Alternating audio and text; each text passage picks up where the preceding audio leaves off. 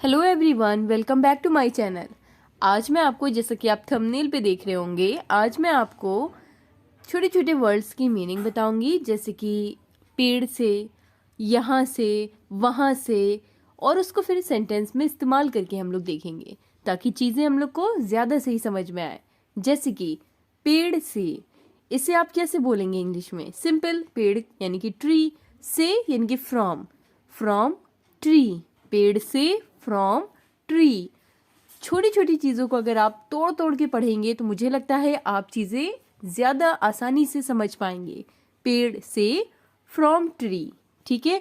वो पेड़ से गिर गई, जैसे कि मैंने कहा वो पेड़ से गिर गई, तो मैं कहूँगी she fell from the tree. She fell from the tree, वो पेड़ से गिर गई। यहाँ पे जो फ्रॉम है वो एक प्रीपोजिशन है जो कि पोजीशन बता रहा है। वो कहाँ से गिर गई? वो पेड़ से गिर गई। She fell from the tree. अच्छा, मुझे बताएं द ट्री क्यों लगा है? जिसको भी इसका आंसर पता है मुझे कमेंट करके बताएं। बहुत ही आसान है, मैं नेक्स्ट वीडियो में आपको द का यूज़ ज़रूर बताऊंगी। ओके, शुरुआत से, अब मैंने कहा शुरुआत से या शुरू से, तो यहाँ पे आप बोलेंगे फ्रॉम द बिगिनिंग।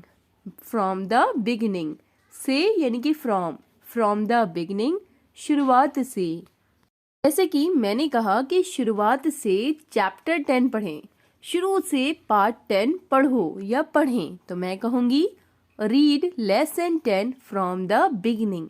तो फ्रॉम द बिगिनिंग यानी कि शुरुआत से, शुरुआत से लेसन 10 पढ़ो, read lesson 10 from the beginning. Okay, तो छोटी छोटी चीज़ों को समझें और फिर आप उसको इंग्लिश में बोलें।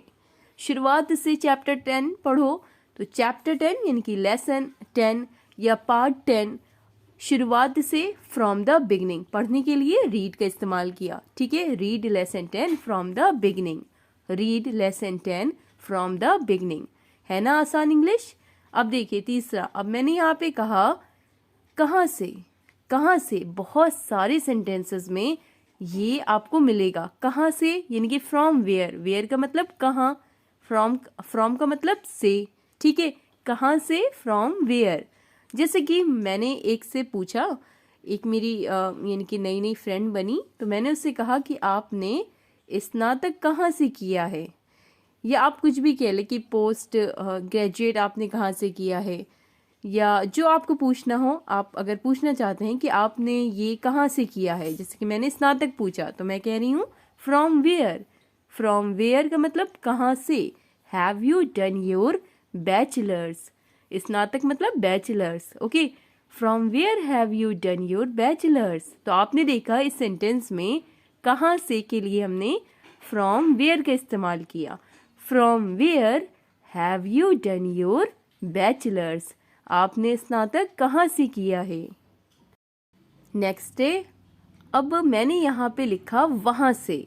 वहाँ से, जैसे कि अगर किसी ने कहा कि ये तुमने कहाँ से खरीदा, और मुझे कहना हो कि ये मैंने वहाँ से खरीदा, तो वहाँ से के लिए from where.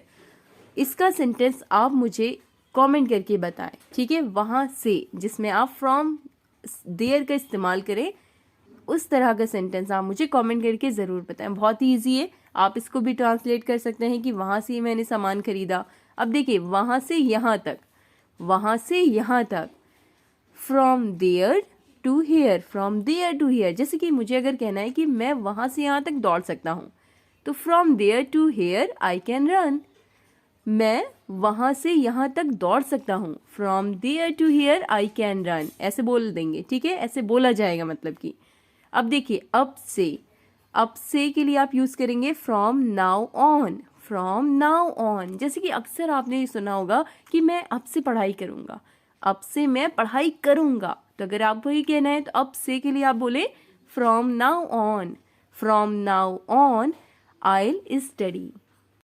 From now on I will study. देखिए, आई विल स्टडी यानी कि मैं पढ़ाई करूँगा। अब से from now on, from now on, अब से मैं पढ़ाई करूँगा। From now on I will study, from now on I will study. वहाँ से यहाँ तक फ्रॉम देयर टू हियर, वहाँ से फ्रॉम देयर, फ्रॉम देयर। अगर आपने एक बार अपना बेस स्ट्रॉन्ग कर लिया तो आप आराम से फ्लुएंसी के साथ इंग्लिश बोल पाएंगे, लेकिन बेस स्ट्रॉन्ग करना बहुत ज़रूरी है। इसीलिए मैं ज़्यादातर वीडियो ऐसी बनाती हूँ जिससे आपका बेस स्ट्रॉन्ग हो। अब देखिए, यहाँ से सिंपल, यहाँ की इंग्लिश हेयर, यहाँ से फ्रॉम हेयर। जैसे कि मैंने कहा रेस्टोरेंट यहाँ से ज़्यादा दूर नहीं है, ठीक है, रेस्टोरेंट यहाँ से ज़्यादा दूर नहीं है।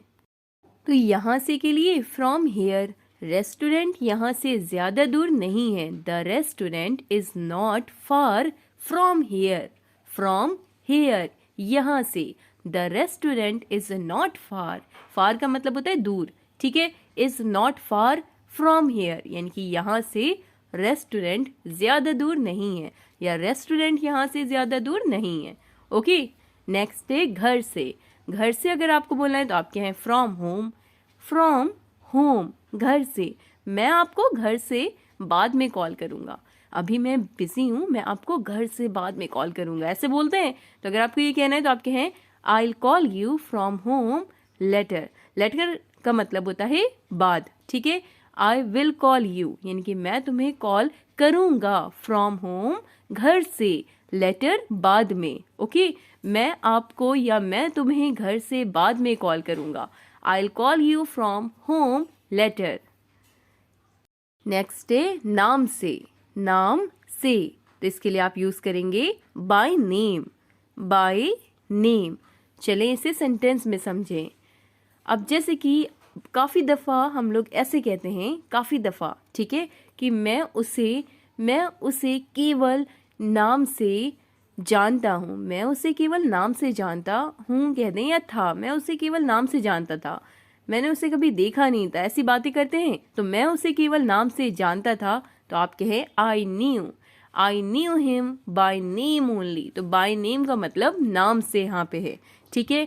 मैं उसे जानता था, यहाँ पे मैंने पास्ट की बात कर दी, इसलिए यहाँ पे न्यू बोला, आई नो नहीं बोला, मैंने न्यू कहा। आई न्यू हिम यानी कि मैं उसे जानता था, बाय नेम नाम से, केवल ओनली, मैं उसे केवल नाम से जानता था। I knew him by name only, ठीक है।